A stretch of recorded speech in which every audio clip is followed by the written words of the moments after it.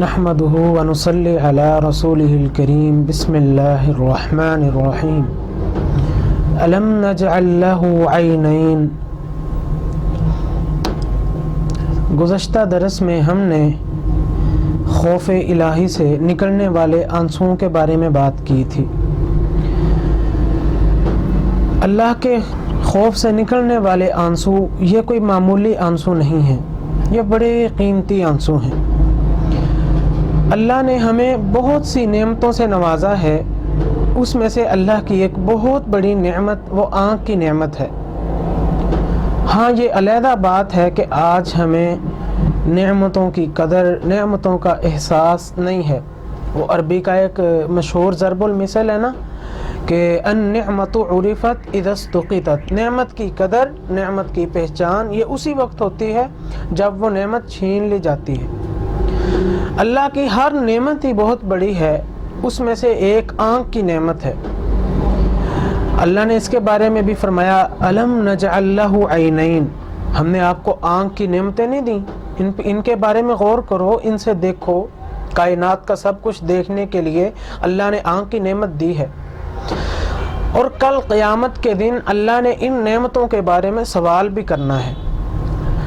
اب سوال یہ ہے کہ جب اللہ کی ہر نعمت ہی بہت بڑی ہے اور اس نے ان کے بارے میں سوال بھی کرنا ہے، تو پھر میں اس آنکھ کا استعمال کیسے کروں کہ آنکھ دینے والا خالق و مالک راضی بھی ہو جائے، میں آنکھ استعمال بھی کروں اور آسمان کا خالق و مالک ناراض بھی نہ ہو۔ تو اس کے تین طریقے نبی کریم صلی اللہ علیہ وآلہ وسلم نے بیان کیے ہیں۔ نبی کریم صلی اللہ علیہ وسلم بیان کرتے ہیں کہ تین طرح کی آنکھوں پہ اللہ نے جہنم کی آگ کو حرام کر دیا ہے۔ اس میں سے نمبر ایک وہ آنکھ ہے جو اللہ کی راہ میں جاگتی رہتی ہے۔ مغرب کی نماز پڑھ لی، سارے دن کا یہ تھکا ٹوٹا ہے، لیکن یہ جاگ صرف اس لیے رہا ہے عشاء پڑھ کے سونا ہے۔ فرمایا یہ آنکھ جاگتی ہے مسلمانوں کے لشکر کا پہرا دینے کے لیے۔ مسلمان مجاہدین سوئے ہوئے ہیں، یہ آنکھ دیکھ کے مسلمانوں کے لشکر کا پہرا دے رہی ہے۔ فرمایا اس آنکھ پہ اللہ نے جہنم کی آگ کو حرام کر دیا۔ نمبر دو وہ آنکھ جو ناجائز نہیں دیکھتی، جو غلط نظر بازی نہیں کرتی، جو دیدے پھاڑ نہیں دیکھتی، فرمایا اس آنکھ پہ بھی اللہ نے جہنم کی آگ کو حرام کر دیا ہے۔ اور نمبر تین وہ آنکھ ہے جو اللہ کے خوف سے روتی رہتی ہے، جو اللہ کے خوف سے آنسو بہاتی رہتی ہے۔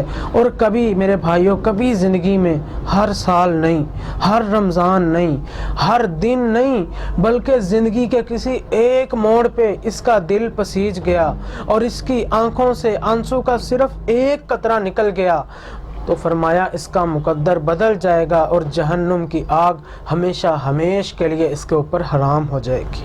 اللہ رب العزت ہمیں عمل کی توفیق عطا فرمائے۔ وآخر دعوانا ان الحمدللہ رب العالمین۔ السلام علیکم ورحمۃ اللہ وبرکاتہ۔ علماء اہل حدیث وہاڑی کی ویڈیو ریکارڈنگ اور آڈیو کے لیے سیف آرٹسٹ کے چینل کو سبسکرائب کیجیے۔ جزاکم اللہ خیرہ۔ السلام علیکم ورحمۃ اللہ وبرکاتہ۔